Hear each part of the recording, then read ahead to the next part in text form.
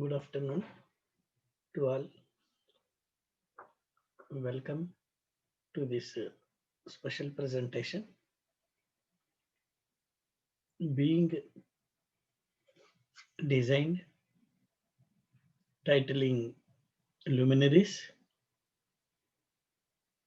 This is from Supala Foundation, a voluntary freelance organization to meet the needs of different sects of society, particularly the process of knowledge, enrichment, and other developmental aspects, keeping in view the needs of the young and youth sectors of the society.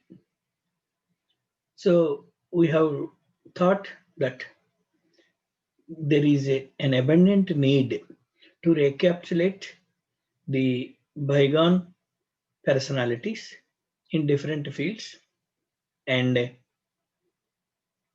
who continue to influence their achievements, personalities, behavior, and various uh, aspects of their service, rather human service to the society in different fields.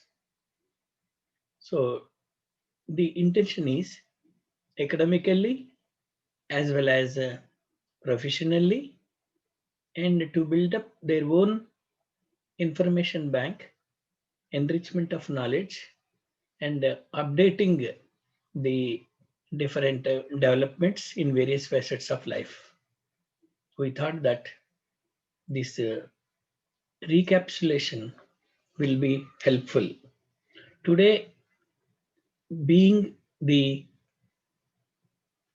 death anniversary of the great personality in the Indian political as well as administrative era is none other than Sardar Vallabhai Patel.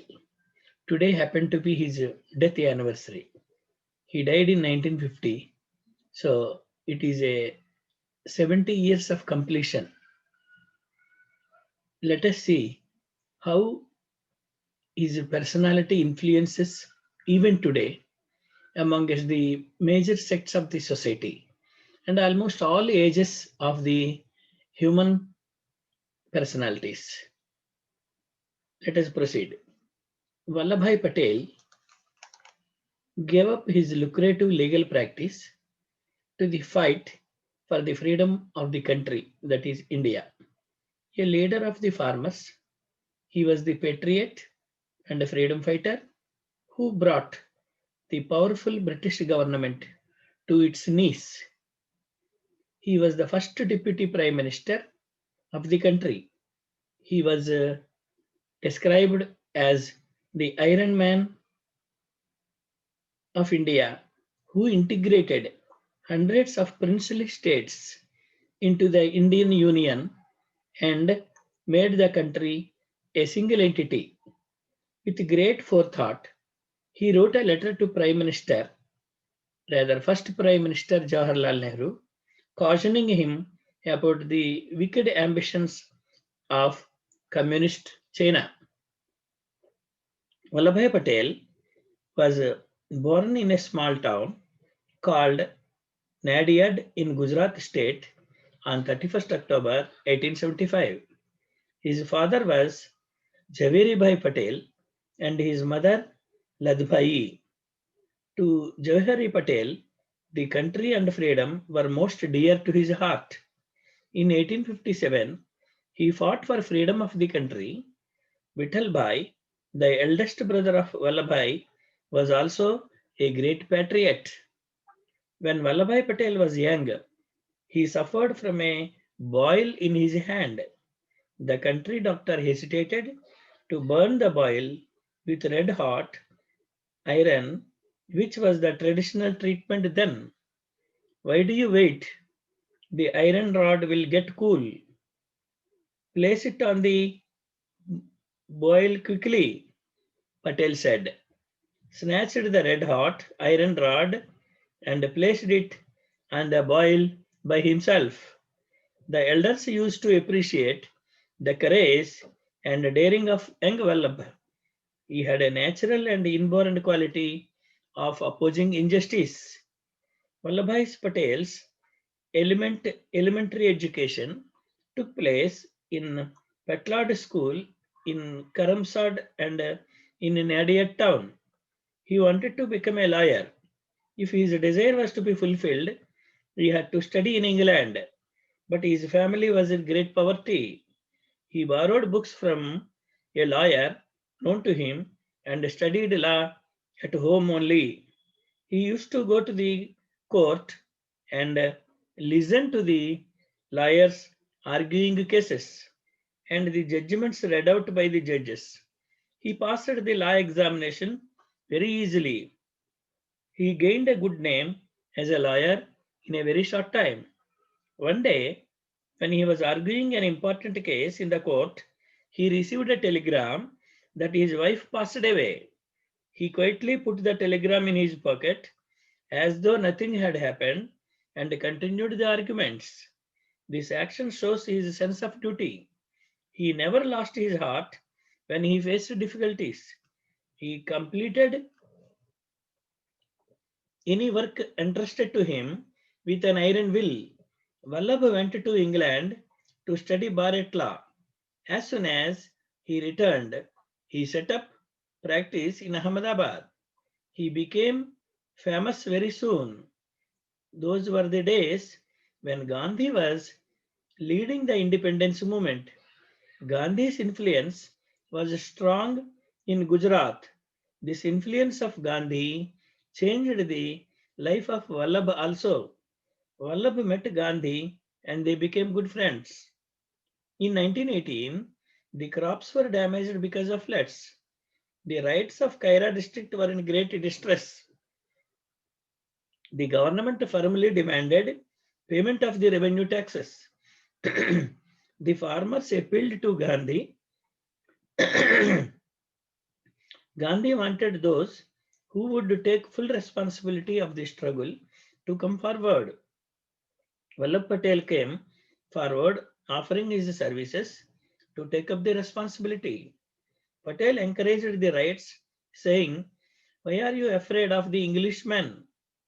If people stand as one man, no government can do any harm," and thus made the people as very courageous. If Patel nodded, the rights were prepared to sacrifice their lives also. The struggle of the people under Patel's leadership ended in victory.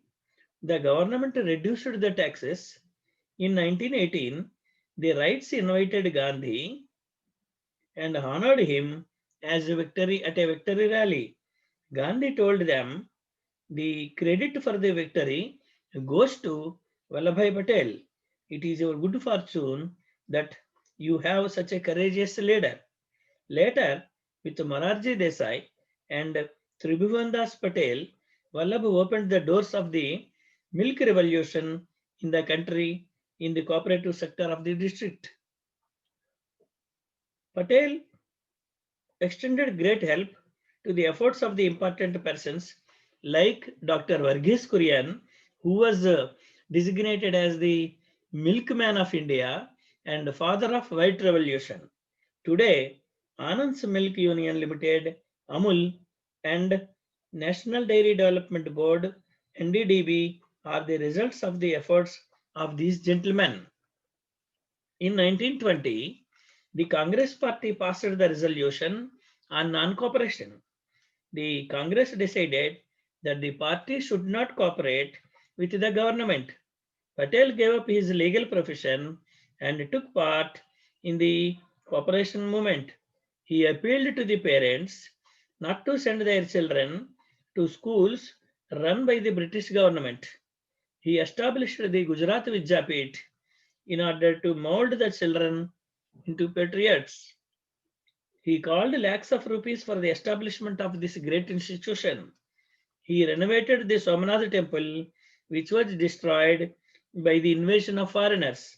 In 1923, the government ordered that no one should fly or exhibit the tricolor of flag in the streets of Nagpur where the government officers lived. The people decided to defy the shameful government order, saying no one had a right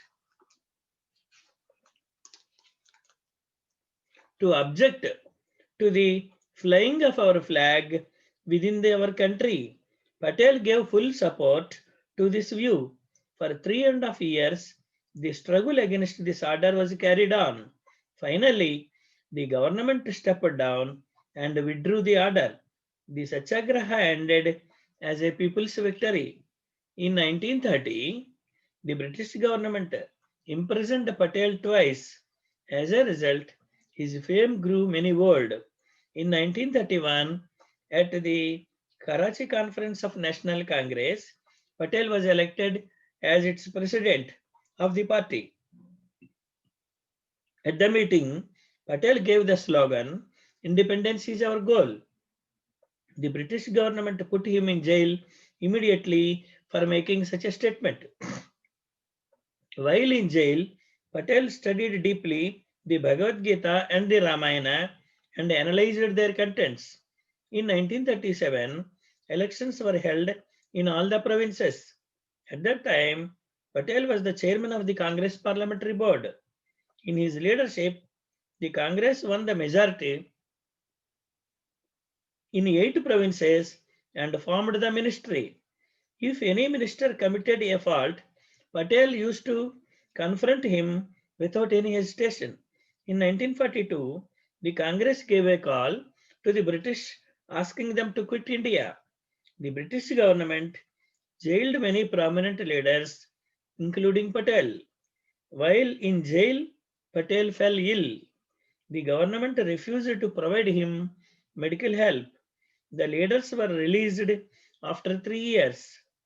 At that time, the Muslim League created a number of problems in the movement for gaining independence. Then Patel declared that they would fight everyone who was causing obstruction in gaining independence. On 15th August 1947, India won independence. Nehru was the Prime Minister and Patel the Deputy Prime Minister. Patel was in charge of home information and the princely states.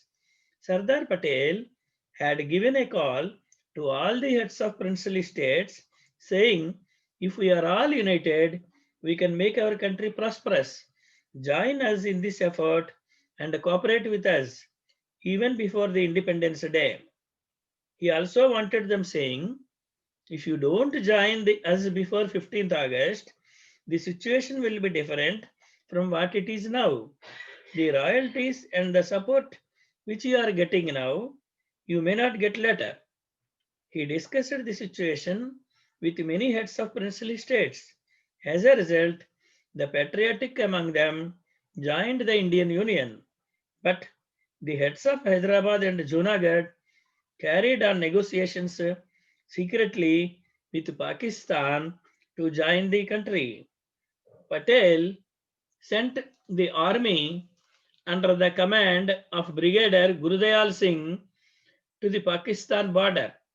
The people of Junagadh, who wanted to be part of Indian Union, revolted against their government and formed the People's Government there. The Nawab, who wanted to deceive the people, fled. Patel went to Junagadh and warned the Nawab of Hyderabad on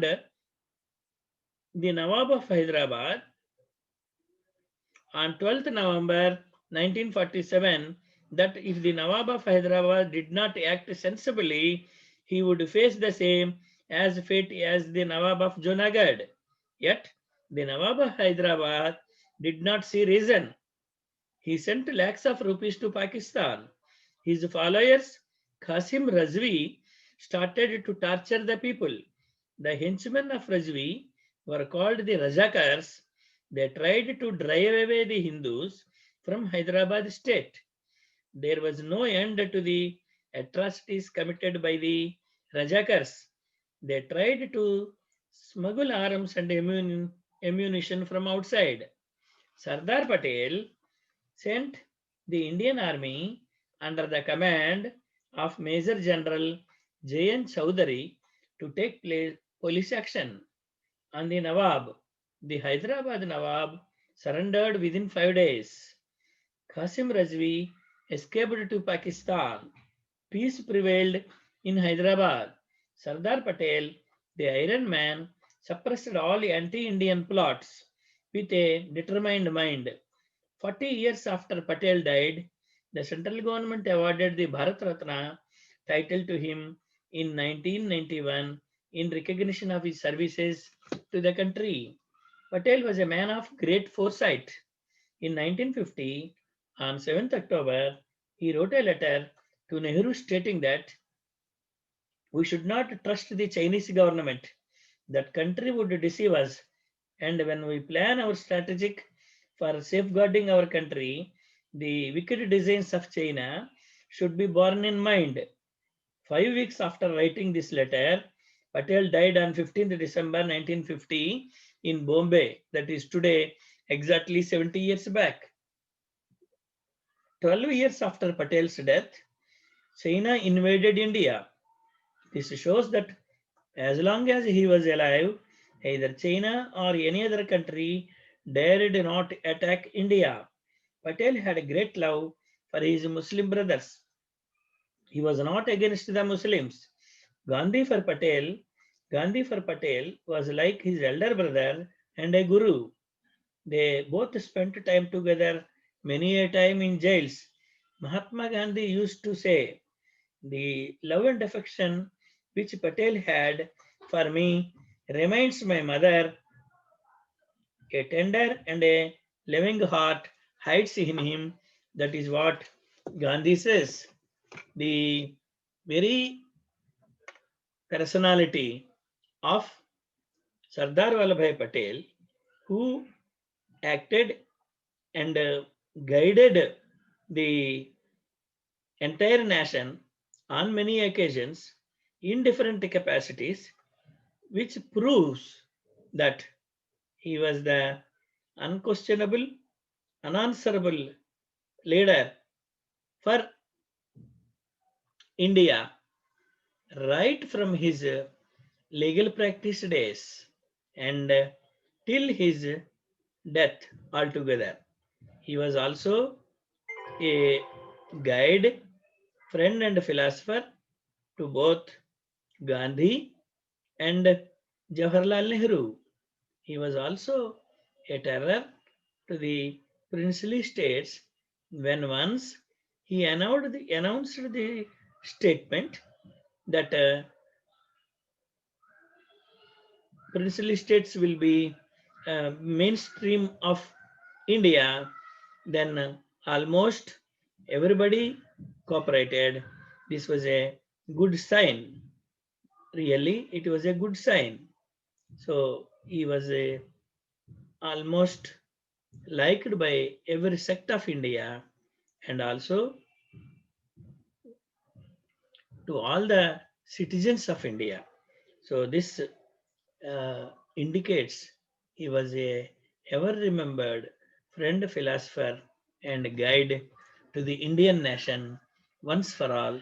And let the previous experience of our Indian eminent personalities let us influence and inspire by the current generation and the importance, the ethics, and the events that give us a lesson today. We will have to reach the young and future generation of India to maintain the integrity, characterity, so sovereignty, liberty of this country. Let Patel's view be spread to the hook and corner of the country in all ages of the generations. So the Iron Man of India, let us pay tributes, regards, and salutes to this great man, the Iron Man of India, that is Sardar Vallabhai Patel. Let us pay tributes on his death anniversary, that is 70th death anniversary of Sardar Vallabhai Patel. We will be coming with another personality in the next edition of the program. Thank you very much.